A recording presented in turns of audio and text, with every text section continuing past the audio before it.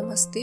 आइए सुनते हैं कथा सम्राट मुंशी प्रेमचंद की लिखी कहानी माँ। अगर आपने अभी तक मेरे चैनल को सब्सक्राइब नहीं किया है तो कृपया चैनल को सब्सक्राइब करें और नवीनतम कहानियों के लिए घंटी के बटन को दबाएं। आज बंदी छूटकर घर आ रहा है। करुणा ने एक दिन पहले ही घर लीप पोत रखा था। इन 3 वर्षों में उसने कठिन तपस्या करके जो 10-5 रुपए जमा कर रखे थे वह सब पति के सत्कार और स्वागत की तैयारियों में खर्च कर दिए। पति के लिए धोतियों का जोड़ा लाई थी, नए कुर्ते बनवाए थे, बच्चे के लिए नए कोट और टोपी का आयोजन किया था। बार बार बच्चे को गले लगाती और प्रसन्न होती। अगर इस बच्चे ने सूर्य की भांति उदय होकर उसके अंधेरे जीवन को प्रदीप्त न कर दिया होता तो कदाचित ठोकरों ने उसके जीवन का अंत कर दिया होता। पति के कारावास दंड के 3 ही महीने बाद इस बालक का जन्म हुआ। उसी का मुंह देख देख कर करुणा ने यह 3 साल काट दिए थे। वह सोचती, जब मैं बालक को उनके सामने ले जाऊंगी तो वह कितने प्रसन्न होंगे। उसे देखकर पहले तो चकित हो जाएंगे, फिर गोद में उठा लेंगे और कहेंगे करुणा, तुमने यह रत्न देकर मुझे निहाल कर दिया। कैद के सारे कष्ट बालक की तोतली बातों में भूल जाएंगे। उसकी एक सरल पवित्र मोहक दृष्टि हृदय की सारी व्यथाओं को धो डाली। इस कल्पना का आनंद लेकर वह फूली न समाती थी। वह सोच रही थी, आदित्य के साथ बहुत से आदमी होंगे। जिस समय वह द्वार पर पहुंचेंगे, जय जय शंकर की ध्वनि से आकाश गूंज उठेगा। वह कितना स्वर्णिम दृश्य होगा। उन आदमियों के बैठने के लिए करुणा ने एक फटा सा टाट बिछा दिया था। कुछ पान बना लिए थे और बार बार आशा में नेत्रों से द्वार की ओर ताकती थी। पति की वह सुदृढ़, उदार, तेजपूर्ण मुद्रा बार बार आंखों में फिर जाती थी। उनकी वे बातें बार बार याद आती थी जो चलते समय उनके मुख से निकली थी। उनका वह धैर्य, वह आत्मबल जो पुलिस के प्रहारों के सामने भी अटल रहा था, वह मुस्कुराहट जो उस समय भी उनके अधरों पर खेल रही थी, वह आत्म अभिमान जो उस समय भी उनके मुख से टपक रहा था। क्या करुणा के हृदय से कभी विस्मत हो सकता था? उनका स्मरण आते ही करुणा के निस्तेज मुख पर आत्मगौरव की लालिमा छा गई।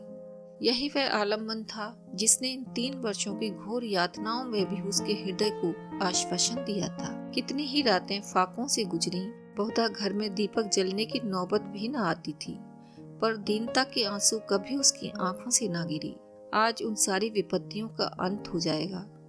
पति के प्रगाढ़ आलिंगन में वह सब कुछ हंसकर झेल लेगी। वह अनंत निधि पाकर फिर उसे कोई अभिलाषा न रहेगी। गगन पथ का चिरगामी पथिक लपका हुआ विश्राम की ओर चला जाता था, जहाँ संध्या ने सुनहरी फर्श सजाया था और उज्जवल पुष्पों की सेज बिछा रखी थी। उसी समय करुणा को एक आदमी लाठी टेकता आता दिखाई दिया। मानो किसी जीर्ण मनुष्य की वेदना ध्वनि हो। पग पग पर रुककर खांसने लगता था। उसका सिर झुका हुआ था। करुणा उसका चेहरा न देख सकती थी, लेकिन चाल ढाल से कोई बूढ़ा आदमी मालूम होता था। पर एक क्षण में जब वह समीप आ गया तो करुणा उसे पहचान गई। वह उसका प्यारा पति ही था। किंतु शोक, उसकी सूरत कितनी बदल गई थी। वह जवानी, वह तेज, वह चपलता, वह सुगठन सब कुछ प्रस्थान कर चुका था। केवल हड्डियों का एक ढांचा रह गया था। ना कोई संगी, ना साथी, ना यार, ना दोस्त। करुणा उसे पहचानते ही बाहर निकल आई, पर आलिंगन की कामना हृदय में दबकर ही रह गई। सारे मंसूबे धूल में मिल गए। सारा मनोल्लास आंसुओं के प्रवाह में बह गया, विलीन हो गया। आदित्य ने घर में कदम रखते ही मुस्कुराकर करुणा को देखा, पर उस मुस्कान में वेदना का एक संसार भरा हुआ था। करुणा ऐसी शिथिल हो गई मानो हृदय का स्पंदन रुक गया हो। वह फटी हुई आंखों से स्वामी की ओर टकटकी बांधी खड़ी थी, मानो उसे अपनी आंखों पर अब भी विश्वास न आता हो। स्वागत या दुख का एक भी शब्द उसके मुंह से न निकला। बालक भी उसकी गोद में बैठा हुआ सहमी आंखों से इस कंकाल को देख रहा था और माता की गोद में चिपटा जाता था। आखिर उसने कातर स्वर में कहा, यह तुम्हारी क्या दशा है? बिल्कुल पहचाने नहीं जाते। आदित्य ने उसकी चिंता को शांत करने के लिए मुस्कुराने की चेष्टा करके कहा, कुछ तो नहीं, जरा दुबला हो गया हूँ। तुम्हारे हाथों का भोजन पाकर फिर से स्वस्थ हो जाऊंगा। करुणा, छी, सूख कर कांटा हो गए हो। क्या वहाँ भरपेट भोजन भी नहीं मिलता? तुम तो कहते थे राजनीतिक आदमियों के साथ बड़ा अच्छा व्यवहार किया जाता है, और वह तुम्हारे साथी क्या हो गए जो तुम्हें आठों पहर घेरे रहते थे और तुम्हारे पसीने की जगह खून बहाने को तैयार रहते थे। आदित्य की त्योरियों पर बल पड़ गई। बोले, यह बड़ा ही कटु अनुभव है करुणा। मुझे ना मालूम था कि मेरे कैद होते ही लोग मेरी ओर से यूं आंखें फेर लेंगे, कोई बात भी न पूछेगा। राष्ट्र के नाम पर मिटने वालों का यही पुरस्कार है, यह मुझे न मालूम था। जनता अपने सेवकों को बहुत जल्द भूल जाती है, यह तो मैं जानता था, लेकिन अपने सहयोगी और सहायक इतने बेवफा होते हैं, इसका मुझे यह पहला ही अनुभव हुआ। लेकिन मुझे किसी से शिकायत नहीं, सेवा स्वयं अपना पुरस्कार है। मेरी भूल थी कि मैं इसके लिए यश और नाम चाहता था। करुणा, तो क्या वहाँ भोजन भी न मिलता था? आदित्य, यह न पूछो करुणा, बड़ी करुण कथा है। बस यही गनीमत समझो कि जीता लौट आया। तुम्हारे दर्शन बदे थे, नहीं कष्ट तो ऐसे ऐसे उठाए कि अब तक मुझे प्रस्थान कर जाना चाहिए था। मैं जरा लेटूंगा, खड़ा नहीं रहा जाता, दिन भर में इतनी दूर आया हूँ। करुणा, चलकर कुछ खा लो, फिर आराम से लेटो। बालक को गोद में उठाकर, बाबूजी हैं बेटा, तुम्हारे बाबूजी, इनकी गोद में जाओ, तुम्हें प्यार करेंगी। आदित्य ने आंसू भरी आंखों से बालक को देखा और उनका एक एक रोम उनका तिरस्कार करने लगा। अपनी जीर्ण दशा पर उन्हें कभी इतना दुख न हुआ था। ईश्वर की असीम दया से यदि उनकी दशा संभल जाती तो वह फिर कभी राष्ट्रीय आंदोलनों के समीप न जाती। इस फूल से बच्चे को यूं संसार में लाकर दरिद्रता और दीनता की आग में झोंकने का उन्हें क्या अधिकार था? वह अब लक्ष्मी की उपासना करेंगे और अपना शुद्र जीवन बच्चे के लालन पालन के लिए अर्पित कर देंगे। उन्हें इस समय ऐसा ज्ञात हुआ कि बालक उन्हें उपेक्षा की दृष्टि से देख रहा है, मानो कह रहा है, मेरे साथ आपने अपना कौन सा कर्तव्य पालन किया। उनकी सारी कामना, सारा प्यार बालक को हृदय से लगा लेने के लिए अधीर हो उठा, पर हाथ फैला ना सके, हाथों में शक्ति ही ना थी। करुणा बालक को लिए हुए उठी और थाली में कुछ भोजन निकाल कर लाई। आदित्य ने क्षुधापूर्ण नेत्रों से थाली की ओर देखा, मानो आज बहुत दिनों के बाद कोई खाने की चीज सामने आई है। जानता था कि कई दिनों के उपवास के बाद और आरोग्य की इस गई गुजरी दशा में उसे जबान को काबू में रखना चाहिए, पर सब्र ना कर सका। थाली पर टूट पड़ा और देखते ही देखते थाली साफ कर दी। करुणा सशंक हो गई। उसने दोबारा किसी चीज के लिए ना पूछा, थाली उठाकर चली गई, पर उसका दिल कह रहा था, इतना तो यह कभी न खाते थे। करुणा बच्चे को कुछ खिला रही थी कि एकाएक कानों में आवाज आई, करुणा। करुणा ने आकर पूछा, क्या तुमने मुझे पुकारा है? आदित्य का चेहरा पीला पड़ गया था और सांस जोर जोर से चल रही थी। हाथों के सहारे वहीं टाट पर लेट गई थी। करुणा उनकी यह हालत देखकर घबरा गई। बोली, जाकर किसी वैद्य को बुला लाऊं? आदित्य ने हाथ के इशारे से उसे मना करके कहा, व्यर्थ है करुणा, अब तुमसे छिपाना व्यर्थ है। मुझे तपेदिक हो गया है, कई बार मरते मरते बच गया हूँ। तुम लोगों के दर्शन बदे थे, इसलिए प्राण ना निकलते थे। देखो प्रिय, रो मत। करुणा ने सिसकियों को दबाते हुए कहा, मैं वैद्य जी को लेकर अभी आती हूँ। आदित्य ने फिर सिर हिलाया, नहीं करुणा, केवल मेरे पास बैठी रहो, अब किसी से कोई आशा नहीं है। डॉक्टरों ने जवाब दे दिया है। मुझे तो यही आश्चर्य है कि यहाँ पहुँच कैसे गया। ना जाने कौन सी दैवी शक्ति मुझे वहाँ से खींच लाई। कदाचित यह इस बुझते हुए दीपक की अंतिम झलक थी। मैंने तुम्हारे साथ बड़ा ही अन्याय किया, इसका मुझे हमेशा दुख रहेगा। मैं तुम्हें कोई आराम ना दे सका, तुम्हारे लिए कुछ ना कर सका, केवल सुहाग का दाग लगाकर और एक बालक के पालन का भार छोड़कर चला जा रहा हूँ। करुणा ने हृदय को दृढ़ करके कहा, तुम्हें कहीं दर्द तो नहीं हो रहा है? आग बना लाऊं? कुछ बताते क्यों नहीं? आदित्य ने करवट बदलकर कहा, कुछ करने की जरूरत नहीं प्रिय, कहीं दर्द नहीं, बस ऐसा मालूम हो रहा है कि दिल बैठा जाता है, जैसे पानी में डूबा जाता हूँ। जीवन की लीला समाप्त हो रही है। दीपक को बुझते हुए देख रहा हूँ, कह नहीं सकता कब आवाज बंद हो जाए। जो कुछ कहना है वह कह डालना चाहता हूँ, क्यों वह लालसा ले जाऊं? मेरे एक प्रश्न का जवाब दोगी पूछूं? करुणा के मन की सारी दुर्बलता, सारा शोक, सारी वेदना मानो लुप्त हो गई और उनकी जगह उस आत्मबल का उदय हुआ जो मृत्यु पर हंसता है और विपत्ति के सांपों से खेलता है। रत्न जड़ित मखमली म्यान में जैसे तेज तलवार छिपी रहती है, जल के कोमल प्रवाह में जैसे असीम शक्ति छिपी रहती है, वैसे ही रमणी का कोमल हृदय साहस और धैर्य को अपनी गोद में छिपाए रहता है। क्रोध जैसी तलवार को बाहर खींच लेता है, विज्ञान जैसी जल शक्ति का उद्घाटन कर लेता है, वैसे ही प्रेम रमणी के साहस और धैर्य को प्रदीप्त कर देता है। करुणा ने पति के सिर पर हाथ रखते हुए कहा, पूछते क्यों नहीं प्यारे? आदित्य ने करुणा के हाथों के कोमल स्पर्श का अनुभव करते हुए कहा, तुम्हारे विचार से मेरा जीवन कैसा था? बधाई के योग्य। देखो, तुमने मुझसे कभी पर्दा नहीं रखा। इस समय भी स्पष्ट ही कहना, तुम्हारे विचार में मुझे अपने जीवन पर हंसना चाहिए या रोना चाहिए? करुणा ने उल्लास के साथ कहा, यह प्रश्न क्यों करते हो प्रियतम? क्या मैंने तुम्हारी कभी उपेक्षा की है? तुम्हारा जीवन देवताओं का सा जीवन था, निस्वार्थ, निर्लिप्त और आदर्श। विघ्न बाधाओं से तंग आकर मैंने तुम्हें कितनी ही बार संसार की ओर खींचने की चेष्टा की है, पर उस समय भी मैं मन में जानती थी कि मैं तुम्हें ऊंचे आसन से गिरा रही हूँ। अगर तुम माया मोह में फंसे होते, कदाचित मेरे मन को अधिक संतोष होता, लेकिन मेरी आत्मा को वह गर्व और उल्लास न होता जो इस समय हो रहा है। मैं अगर किसी को बड़े से बड़ा आशीर्वाद दे सकती हूँ तो वह यही होगा कि उसका जीवन तुम्हारे जैसा हो।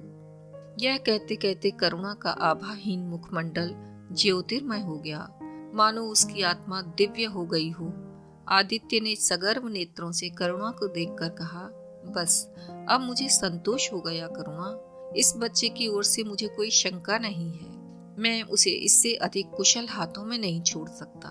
मुझे विश्वास है कि जीवन का यह ऊंचा और पवित्र आदर्श सदैव तुम्हारे सामने रहेगा। अब मैं मरने को तैयार हूँ। 7 वर्ष बीत गए।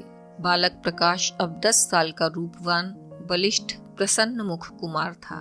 बला का तेज, साहसी और मनस्वी। भय तो उसे छू भी नहीं गया था। करुणा का संतप्त हृदय उसे देखकर शीतल हो जाता। संसार करुणा को अभागिनी और दीन समझे, वह कभी भाग्य का रोना नहीं रोती। उसने उन आभूषणों को बेच डाला जो पति के जीवन में उसे प्राणों से भी प्रिय थे, और उस धन से कुछ गायें और भैंसें मोल ली। वह कृषक की बेटी थी और गौपालन उसके लिए कोई नया व्यवसाय न था। इसी को उसने अपनी जीविका का साधन बनाया। विशुद्ध दूध कहाँ मयस्सर होता है, सब दूध हाथों हाथ बिक जाता।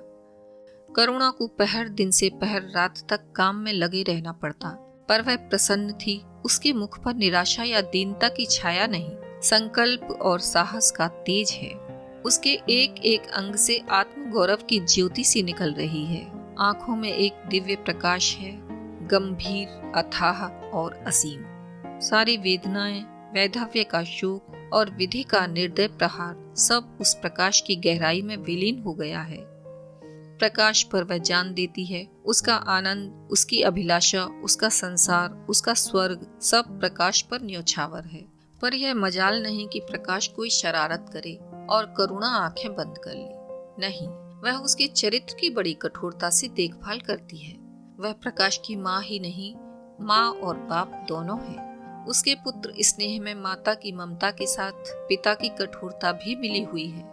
पति के अंतिम शब्द अभी तक उसके कानों में गूंज रहे हैं। वह आत्मोल्लास जो उनके चेहरे पर झलकने लगा था, वह गर्वमयी लाली जो उनकी आंखों में छा गई थी, अभी तक उसकी आंखों में फिर रही है। निरंतर पति चिंतन ने आदित्य को उसकी आंखों में प्रत्यक्ष कर दिया है। वह सदैव उनकी उपस्थिति का अनुभव किया करती है। उसे ऐसा जान पड़ता है कि आदित्य की आत्मा सदैव उसकी रक्षा करती रहती है। उसकी यही हार्दिक अभिलाषा है कि प्रकाश जवान होकर पिता का पदगामी हो। संध्या हो गई थी। एक भिखारिन द्वार पर आकर भीख मांगने लगी। करुणा उस समय गऊओं को सानी दे रही थी। प्रकाश बाहर खेल रहा था।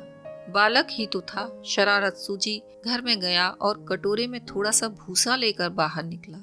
भिखारिन ने अपनी झोली फैला दी। प्रकाश ने भूसा उसकी झोली में डाल दिया और जोर जोर से तालियां बजाता हुआ भागा। भिखारिन ने अग्निमय नेत्रों से देखकर कहा, वाह रे लाडले, मुझसे हंसी करने चला है?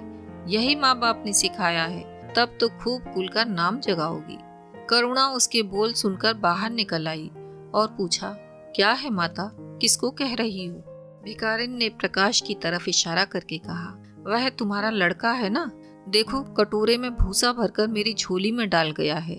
चुटकी भर आटा था, वह भी मिट्टी में मिल गया। कोई इस तरह दुखियों को सताता है? सबके दिन एक से नहीं रहते, आदमी को घमंड ना करना चाहिए। करुणा ने कठोर स्वर में पुकारा, प्रकाश।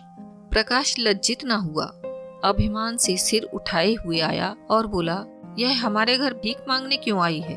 कुछ काम क्यों नहीं करती? करुणा ने उसे समझाने की चेष्टा करके कहा, शर्म तो नहीं आती, उल्टे आंखें और दिखाते हो। प्रकाश, शर्म क्यों आए? यह क्यों रोज भीख मांगने आती है? हमारे यहाँ क्या कोई चीज मुफ्त आती है? करुणा, तुम्हें कुछ ना देना था तो सीधे से कह देते, जाओ। तुमने यह शरारत क्यों की? प्रकाश, उसकी आदत कैसे छूटती? करुणा ने बिगड़कर कहा, तुम अब पिटोगे मेरे हाथों। प्रकाश, पिटूंगा क्यों? आप जबरदस्ती पीटेंगी? दूसरे मुल्कों में अगर कोई भीख मांगे तो कैद कर लिया जाए, यह नहीं कि उल्टे भिखमंगों को और शह दिया जाए। करुणा, जो अपंग है वह कैसे काम करे? प्रकाश, तो जाकर डूब मरे, जिंदा क्यों रहती है? करुणा निरुत्तर हो गई।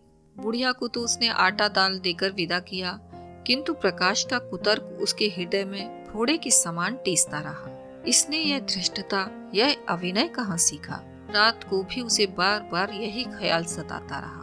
आधी रात के समीप एकाएक प्रकाश की नींद टूटी तो देखा लालटेन जल रही है और करुणा बैठी रो रही है। उठ बैठा और बोला, अम्मा, अभी तुम सोई नहीं? करुणा ने मुंह फेर कर कहा, नींद नहीं आई, तुम कैसे जाग गए? प्यास तो नहीं लगी है? प्रकाश, नहीं अम्मा, ना जाने क्यों आंख खुल गई, मुझसे आज बड़ा अपराध हुआ अम्मा। करुणा ने उसके मुख की ओर स्नेह के नेत्रों से देखा। प्रकाश, मैंने आज बुढ़िया के साथ बड़ी नटखटी की, मुझे क्षमा करो, फिर कभी ऐसी शरारत ना करूंगा। यह कहकर वह रोने लगा। करुणा ने स्नेहार्थ होकर उसे गले लगा लिया और उसके कपोलों का चुंबन करके बोली, बेटा, मुझे खुश करने के लिए यह कह रहे हो या तुम्हारे मन में सचमुच पछतावा हो रहा है? प्रकाश ने सिसकते हुए कहा, नहीं अम्मा, मुझे दिल से अफसोस हो रहा है। अब कि वह बुढ़िया आएगी तो मैं उसे बहुत सारे पैसे दूंगा। करुणा का हृदय मतवाला हो गया। ऐसा जान पड़ा आदित्य सामने खड़े हुए बच्चे को आशीर्वाद दे रहे हैं और कह रहे हैं, करुणा, शोभ मत कर, प्रकाश अपने पिता का नाम रोशन करेगा, तेरी संपूर्ण कामनाएं पूरी हो जाएंगी। लेकिन प्रकाश के कर्म और वचन में मेल ना था और दिनों के बीतने के साथ उसके चरित्र का यह अंग प्रत्यक्ष होता चला जाता था। जहीन था ही, विश्वविद्यालय से उसे वजीफे मिलते थे। करुणा भी उसकी यथेष्ट सहायता करती रहती थी, फिर भी उसका खर्च पूरा न पड़ता था। वह मितव्ययिता और सरल जीवन पर विद्वता से भरे हुए व्याख्यान दे सकता था, पर उसका रहन सहन फैशन के अंधभक्तों से जो भर भी घटकर न था। प्रदर्शन की धुन हमेशा सवार रहती थी। उसके मन और बुद्धि में निरंतर द्वंद्व होता रहता था। मन जाति की ओर था, बुद्धि अपनी ओर। बुद्धि मन को दबाए रखती थी, उसके सामने मन की एक ना चलती थी। जाति सेवा ऊसर की खेती है, वहाँ बड़े से बड़ा उपहार जो मिल सकता है वह है गौरव और यश, पर वह भी स्थायी नहीं। इतना अस्थिर कि एक क्षण में जीवन भर की कमाई पर पानी फिर सकता है। अतएव उसका अंतःकरण अनिवार्य वेग के साथ विलास में जीवन की ओर झुकता था, यहाँ तक कि धीरे धीरे उसे त्याग और निग्रह से घृणा होने लगी। वह दुर्वस्था और दारिद्रता को हेय समझता था। उसके हृदय न था, भाव न थे, केवल मस्तिष्क था। मस्तिष्क में दर्द कहाँ, दया कहाँ, वहाँ तो तर्क है, हौसला है, मंसूबे हैं। सिंध में बाढ़ आई, हजारों आदमी तबाह हो गए। विद्यालय ने वहाँ एक सेवा समिति भेजी। प्रकाश के मन में द्वंद्व होने लगा, जाऊं या ना जाऊं। इतने दिनों अगर वह परीक्षा की तैयारी करे तो प्रथम श्रेणी में पास हो। चलते समय उसने बीमारी का बहाना कर दिया। करुणा ने लिखा, तुम सिंध ना गए, इसका मुझे खेद है। तुम बीमार रहते हुए भी वहाँ जा सकते थे, समिति में चिकित्सक भी तो थे। प्रकाश ने पत्र का उत्तर ना दिया। उड़ीसा में अकाल पड़ा, प्रजा मक्खियों की तरह मरने लगी। कांग्रेस ने पीड़ितों के लिए मिशन तैयार किया। उन्हीं दिनों विद्यालय ने इतिहास के छात्रों को ऐतिहासिक खोज के लिए लंका भेजने का निश्चय किया। करुणा ने प्रकाश को लिखा, तुम उड़ीसा चले जाओ। किंतु प्रकाश लंका जाने को लालायित था। वह कई दिन इसी दुविधा में रहा। अंत को सीलोन ने उड़ीसा पर विजय पाई। करुणा ने अब की उसे कुछ भी ना लिखा, चुपचाप रोती रही। सीलोन से लौटकर प्रकाश छुट्टियों में घर गया। करुणा उससे खिंची खिंची रही। प्रकाश मन में लज्जित हुआ और संकल्प किया कि अब की कोई अवसर आया तो अम्मा को अवश्य प्रसन्न करूंगा। यह निश्चय करके वह विद्यालय लौटा। लेकिन यहाँ आते ही फिर परीक्षा की फिक्र सवार हो गई। यहाँ तक कि परीक्षा के दिन आ गए, मगर इम्तिहान से फुर्सत पाकर भी प्रकाश घर न गया। विद्यालय के एक अध्यापक कश्मीर सैर करने जा रहे थे। प्रकाश उन्हीं के साथ कश्मीर चल खड़ा हुआ। जब परीक्षा फल निकले और प्रकाश प्रथम आया, तब उसे घर की याद आई। उसने तुरंत करुणा को पत्र लिखा और अपने आने की सूचना दी। माता को प्रसन्न करने के लिए उसने 2-4 शब्द जाति सेवा के विषय में भी लिखी। अब मैं आपकी आज्ञा का पालन करने को तैयार हूँ। मैंने शिक्षा संबंधी कार्य करने का निश्चय किया है। इसी विचार से मैंने यह विशिष्ट स्थान प्राप्त किया है। हमारे नेता भी तो विद्यालयों के आचार्यों का ही सम्मान करते हैं। अभी तक इन उपाधियों के मोह से मुक्त नहीं हुए हैं। यह उपाधि लेकर वास्तव में मैंने अपने सेवा कार्य से एक बाधा हटा दी है। हमारे नेता भी योग्यता, सदुत्साह, लगन का उतना सम्मान नहीं करते जितना उपाधियों का। अब सब मेरी इज्जत करेंगे और जिम्मेदारी का काम सौंपेंगे, जो पहले मांगे भी न मिलता। करुणा की आस फिर बंधी। विद्यालय खुलते ही प्रकाश के नाम रजिस्ट्री का पत्र पहुंचा। उन्होंने प्रकाश को इंग्लैंड जाकर विद्याभ्यास करने के लिए सरकार से वजीफे की मंजूरी की सूचना दी थी। प्रकाश पत्र हाथ में लिए हर्ष के उन्माद में जाकर माँ से बोला, अम्मा, इंग्लैंड जाकर पढ़ने के लिए सरकारी वजीफा मिल गया। करुणा ने उदासीन भाव से पूछा, तो तुम्हारा क्या इरादा है? प्रकाश, मेरा इरादा? ऐसा अवसर पाकर भला कौन छोड़ता है? करुणा, तुम तो स्वयं सेवकों में भर्ती होने जा रहे थे। प्रकाश, तो क्या आप समझती हैं स्वयं सेवक बन जाना ही जाति सेवा है? मैं इंग्लैंड से आकर भी तो सेवा कार्य कर सकता हूँ। और अम्मा, सच पूछो तो एक मजिस्ट्रेट अपने देश का जितना उपकार कर सकता है, उतना 1000 स्वयं सेवक मिलकर भी नहीं कर सकते। मैं तो सिविल सर्विस की परीक्षा में बैठूंगा और मुझे विश्वास है कि सफल हो जाऊंगा। करुणा ने चकित होकर पूछा, तो क्या तुम मजिस्ट्रेट हो जाओगे? प्रकाश, सेवा भाव रखने वाला एक मजिस्ट्रेट कांग्रेस के 1000 सभापतियों से ज्यादा उपकार कर सकता है। अखबारों में उसकी लंबी लंबी तारीफें ना छपेंगी, उसकी वक्तृताओं पर तालियां ना बजेंगी, जनता उसके जुलूस की गाड़ी न खींचेगी और न विद्यालयों के छात्र उसको अभिनंदन पत्र देंगे। पर सच्ची सेवा मजिस्ट्रेट ही कर सकता है।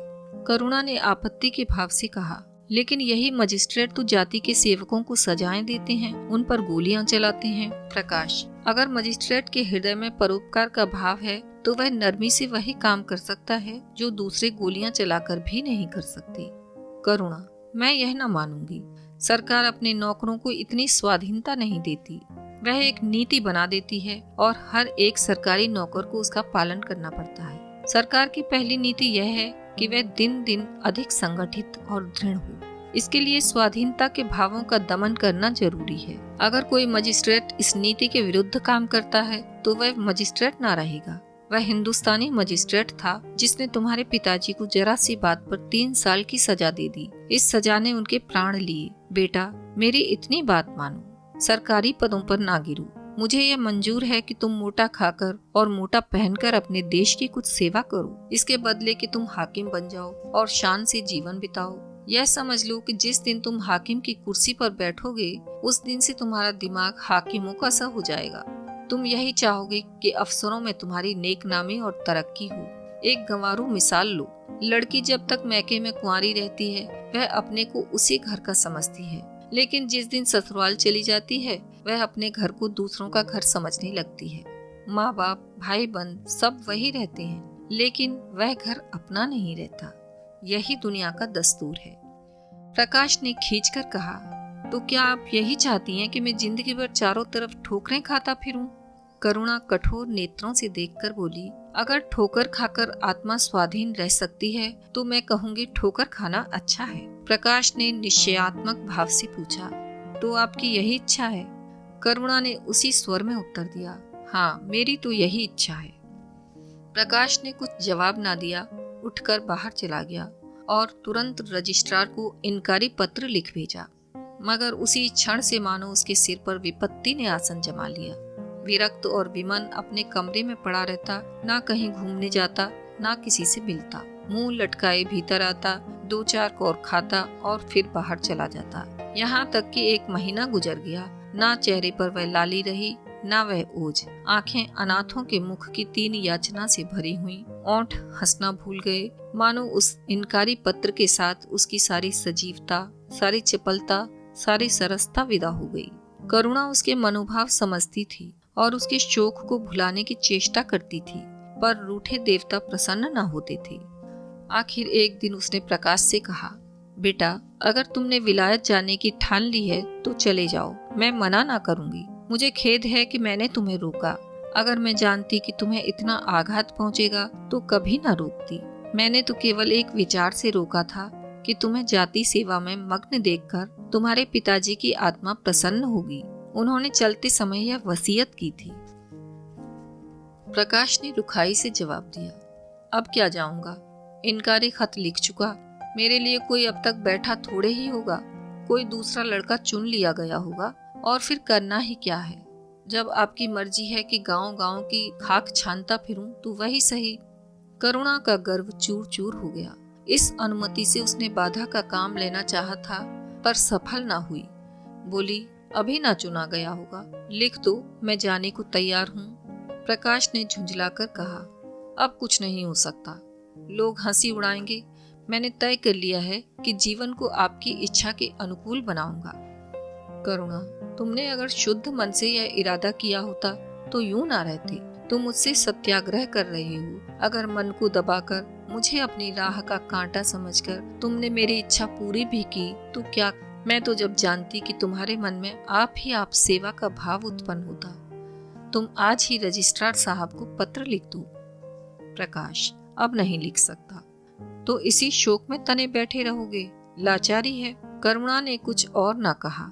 जरा देर में प्रकाश ने देखा कि वह कहीं जा रही है, मगर वह कुछ बोला नहीं। करुणा के लिए बाहर आना जाना कोई असाधारण बात ना थी। लेकिन जब संध्या हो गई और करुणा ना आई तो प्रकाश को चिंता होने लगी। अम्मा कहाँ गईं? यह प्रश्न बार बार उसके मन में उठने लगा। प्रकाश सारी रात द्वार पर बैठा रहा। भांति भांति की शंकाएं मन में उठने लगीं। उसे अब याद आया, चलते समय करुणा कितनी उदास थी, उसकी आंखें कितनी लाल थीं। यह बातें प्रकाश को उस समय क्यों ना नजर आईं? वह क्या स्वार्थ में अंधा हो गया था? हाँ, अब प्रकाश को याद आया। माता ने साफ सुथरे कपड़े पहने थे, उसके हाथ में छतरी भी थी। तो क्या वह कहीं बहुत दूर गई हैं? किससे पूछे? अनिष्ट के भय से प्रकाश रोने लगा। श्रावण की अंधेरी भयानक रात थी। आकाश में श्याम मेघमालाएं भीषण स्वप्न की भांति छाई हुई थी। प्रकाश रह रहकर आकाश की ओर देखता था, मानो करुणा उन्हीं मेघमालाओं में छुपी बैठी है। उसने निश्चय किया, सवेरा होते ही माँ को खोजने चलूंगा। और अगर किसी ने द्वार खटखटाया। प्रकाश ने दौड़कर खोला तो देखा करुणा खड़ी है। उसका मुखमंडल इतना खोया हुआ, इतना करुण था, जैसे आज ही उसका सुहाग उठा हो, जैसे अब संसार में उसके लिए कुछ नहीं रहा, जैसे वह नदी के किनारे खड़ी अपनी लदी हुई नाव को डूबती देख रही है और कुछ कर नहीं सकती। प्रकाश ने अधीर होकर पूछा, अम्मा कहाँ चली गई थी? बहुत देर लगाई। करुणा ने भूमि की ओर ताकते हुए जवाब दिया, एक काम से गई थी, देर हो गई। यह कहते हुए उसने प्रकाश के सामने एक बंद लिफाफा फेंक दिया। प्रकाश ने उत्सुक होकर लिफाफा उठा लिया।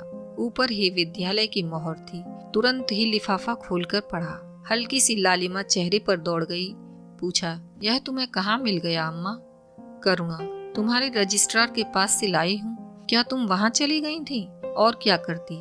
कल तो गाड़ी का समय ना था, मोटर ले ली थी। प्रकाश एक क्षण तक मौन खड़ा रहा, फिर कुंठित स्वर में बोला, जब तुम्हारी इच्छा नहीं है तो क्यों मुझे भेज रही हो? करुणा ने विरक्त भाव से कहा, इसलिए कि तुम्हारी जाने की इच्छा है। तुम्हारा यह मलिन वेश नहीं देखा जाता। अपने जीवन के 20 वर्ष तुम्हारे हित कामना पर अर्पित कर दिए। अब तुम्हारी महत्वाकांक्षा की हत्या नहीं कर सकती। तुम्हारी यात्रा सफल हो, यही मेरी हार्दिक अभिलाषा है। करुणा का कंठ रुंध गया और कुछ न कह सकी। प्रकाश उसी दिन से यात्रा की तैयारियां करने लगा। करुणा के पास जो कुछ था वह सब खर्च हो गया। कुछ ऋण भी लेना पड़ा। नए सूट बने, सूटकेस लिए गए। प्रकाश अपनी धुन में मस्त था। कभी किसी चीज की फरमाइश लेकर आता और कभी किसी चीज की। करुणा इस एक सप्ताह में कितनी दुर्बल हो गई है। उसके बालों पर कितनी सफेदी आ गई है, चेहरे पर कितनी झुर्रियां पड़ गई हैं, यह उसे कुछ ना नजर आता। उसकी आंखों में इंग्लैंड के दृश्य समाये हुए थे। महत्वाकांक्षा आंखों पर पर्दा डाल देती है।